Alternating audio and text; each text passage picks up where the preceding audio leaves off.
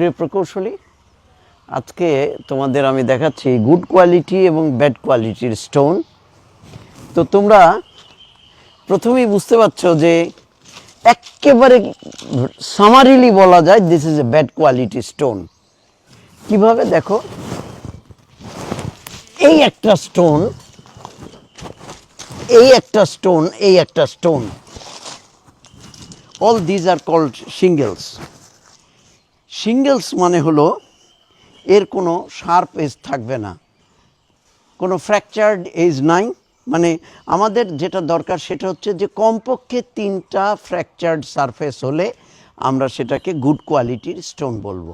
Although it has good unit wait, it has good LA value, mind it, but still these stones are not acceptable. First thing. Second thing হচ্ছে all these are dead stone. এগুলো কিন্তু সমস্ত dead stone. এর মধ্যে তোমরা এই যে স্টোনটা দেখছো অনেকটা বাদামি রঙের, that is the worst quality stone. অর্থাৎ স্টোনের এই পুরো মালটাই হলো রিজেক্টেড। এইবার আসি এইটাতে, কী খবর জহুরুল? আসি এইখানে যদি আসো, this is not also a very good stone. এটার মধ্যে দেখো ব্ল্যাকও আছে, হোয়াইটও আছে। এটার মধ্যে ওই ব্যাড কোয়ালিটির অনেক মেটেরিয়াল এখানে পুশ করা আছে।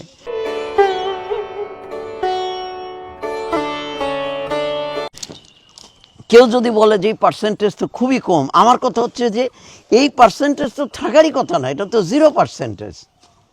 তো আমরা কনস্ট্রাকশন করি, আমাদের কনস্ট্রাকশনের কোয়ালিটি ভালো হয় না, বছরে বছরে রাস্তা টেকে না, আমাদের বিরাট বদনাম। তোমাদেরকে এই গাইড ওয়ালটা দেখাই। এই গাইড ওয়ালটা দিলাম, মাঝখানে দেখো কোনো মোটর আছে নাকি? একটু ভালো করে পরখ করো তো, কোনো মোটর নাই। তাহলে এই গাইড ওয়ালটা থাকবে কিভাবে?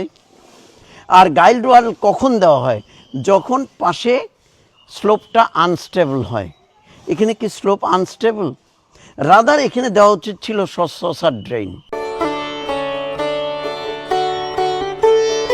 ডিয়ার ভিউয়ার্স, এটি কারো ভুল ধরিয়ে দেওয়ার জন্য নয়, এটি ফুললি একটা এডুকেশনাল পারপাসে এই ব্লগটি করা হয়। সবাই ভালো থাকবেন, আল্লাহ হাফেজ।